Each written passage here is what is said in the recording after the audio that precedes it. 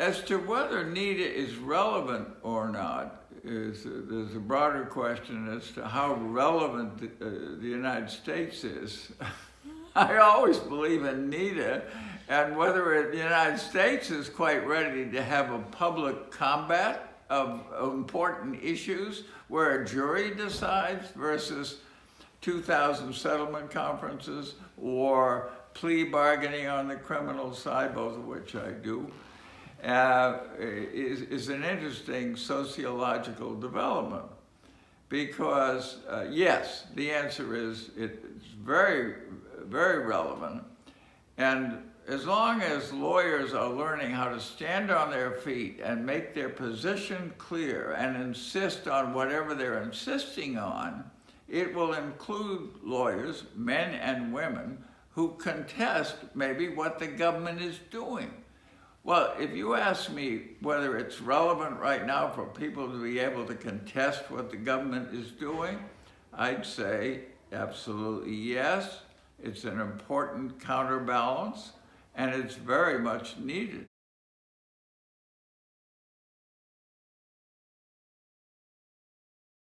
Well, I think the planning, the work, of course, by everybody is very impressive. I think the alumni have a great fondness. It's almost like a mystery. You go to NITA, and then you believe in NITA, you know. And then you find people at a cocktail party who've been to NITA, and you talk about NITA, and what fun that was.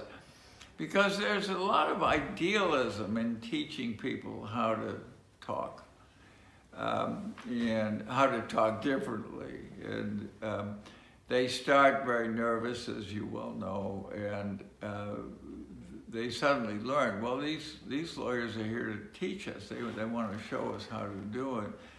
And among the faculty, that's the greatest thing in the world. There are these lawyers from all over the country, or you know, it can be in another country, it can be in Ireland, it can be in England, it can be in many countries, which shows you the demand. And I would perhaps idealistic translate that into a democratic demand for the same reason that it's good to teach people how to stand on their feet and sometimes contest power, which is wrong. And as long as that keeps going, it's good for the democratic form of government.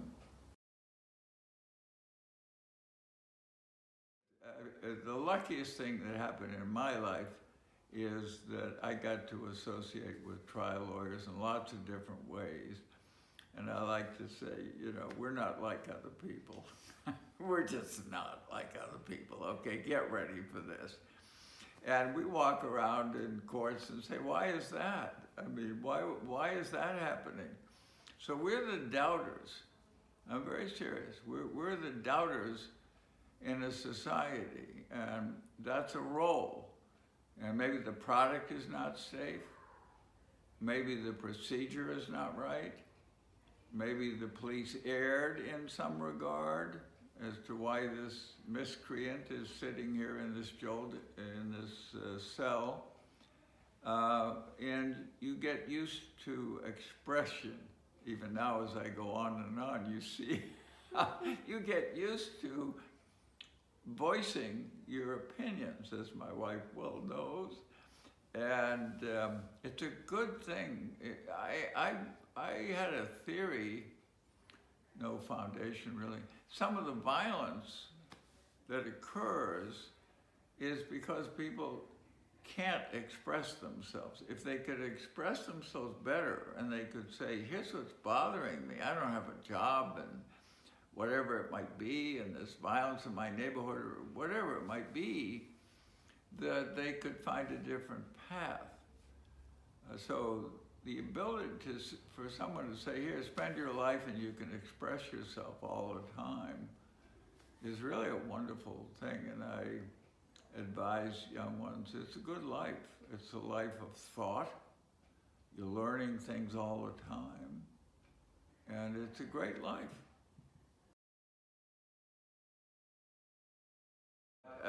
I think personality is the great enemy of good advocacy.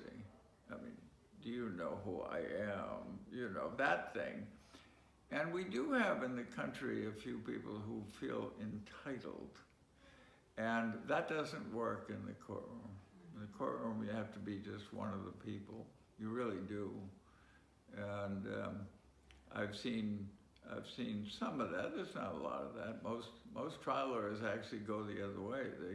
The more cases they handle, the more people they know and represent, the more judges they're in front of, they get much better at reasonable advocacy.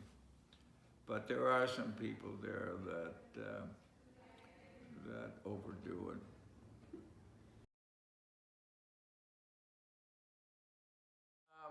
What I remember about my first trial is I went to work in the U.S. Attorney's Office in San Francisco on April the 10th, 1961.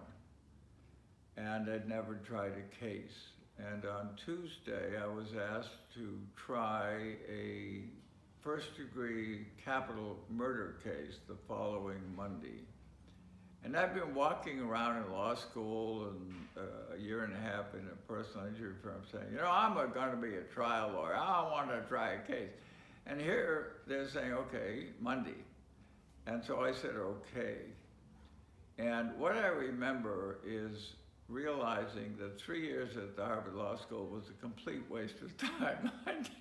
I did not have a clue. And it was from the Pima Reservation, the murder case was, and there was a gentleman who was juror number 3, and I was trying to question him, and he lived in the same small town, only had 6 little houses on the Pima Reservation, as the defendants. And so I asked him, do you know them? And he said, no. So that was my first experience in picking a jury. We got through it, and we had to decide on that Wednesday, I think, whether to ask for the death penalty. And I was opposed to it. Another assistant thought we should ask for it. We went to the boss, and the boss thought, no, we shouldn't. They were juveniles. So we had, but we had that power. I was totally unschooled. I'm 26 years old. And if I want to ask for the death penalty, I could do it. It's much different now. There's all kinds of restrictions. But that lesson of power that lawyers have is much broader than criminal law. It's the power to settle cases and obtain custody of children. That's a power. And so I started to try to learn how to use power in an appropriate way. The more that you practice your speech, the better you will be. The more you can see other trial lawyers and take opportunities to do it. I've known lawyers that drive from Chicago down to southern Ohio just to see a famous trial lawyer.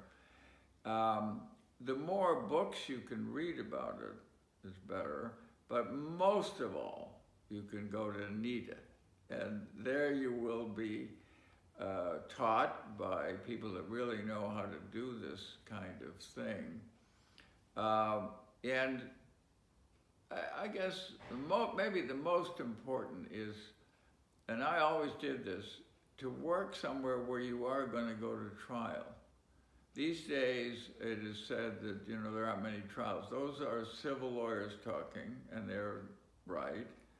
But the criminal lawyers have trials.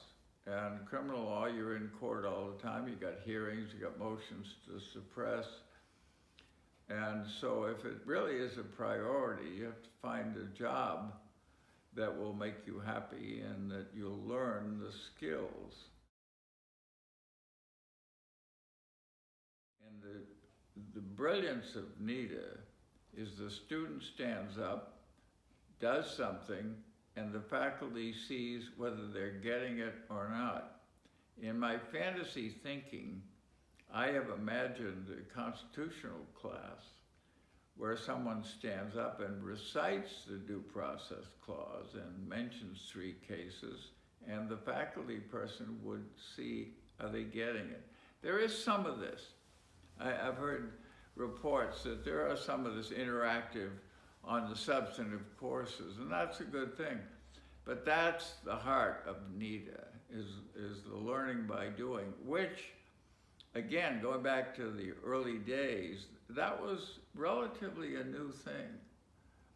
The idea that the student is doing something and then getting input, suggestions, and then trying that again.